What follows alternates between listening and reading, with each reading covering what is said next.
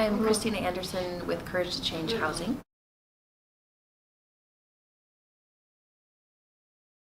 I met Robert Smiley with the Hand Up Project about 6 years ago, and he told me that he wanted to open up a 200-bed treatment facility, and I said, that sounds like a lot of insurance.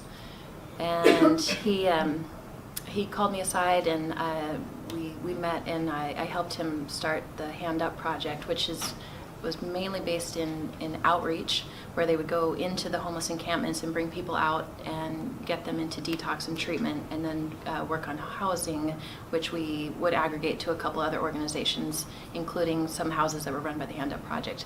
And then about a year ago, we started the Courage to Change organization and separated from the Hand Up Project, letting them focus on more of the outreach and us focus more on specifically the housing. So recovery housing is where somebody comes in and we get them their basic needs.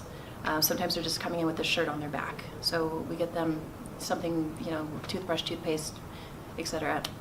They have a roof over their head, they have a safe environment, it's completely clean and sober.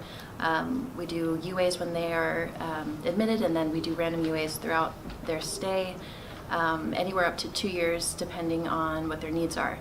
We get them to their medical appointments, legal appointments, court dates. D. Jackson actually will go to court with the client and speak on their behalf.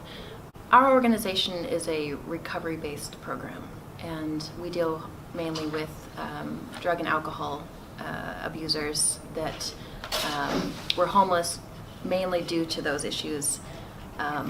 We don't deal with circumstantial homeless people or people with economic homeless circumstances, but those low barrier structures would be appropriate for some that are just going through that quick transition where they have other services and they're able to get rehabilitated. And to an addict, someone that's currently homeless and still using, if you put a roof over their head and just make them a little bit more comfortable without offering them any further services, detox, treatment, you're just perpetuating the problem and leaving them in an environment where that's safer for them to use.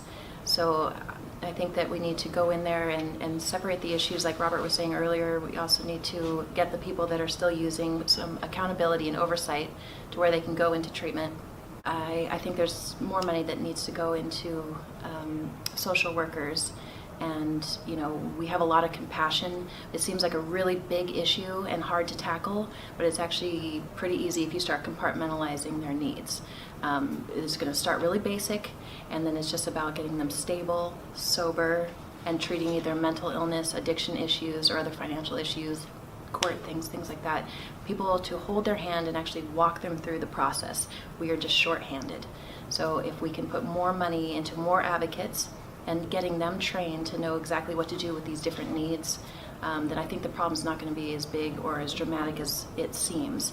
When you clean out a homeless encampment and suddenly you have a lot more people sleeping in doorways and you see a lot more litter or needles and things, this becomes a problem for our community. When you see it, it seems like a big deal. When it's away, it's no longer, it's out of sight, out of mind. And so I feel like if you're shoving everybody over into a shack community, and the community doesn't have to see it, then they're going to believe that this problem has been solved. But it's about going into the individual and talking to them one-on-one and finding out what their individual needs are. So more money for more social workers, more environments, more roofs over their head, but with that accountability and that extra level of oversight and the sobriety, the basic sobriety is 100% necessary. We need physical beds, physical twin bed frames, mattresses, box springs, supplies for the house,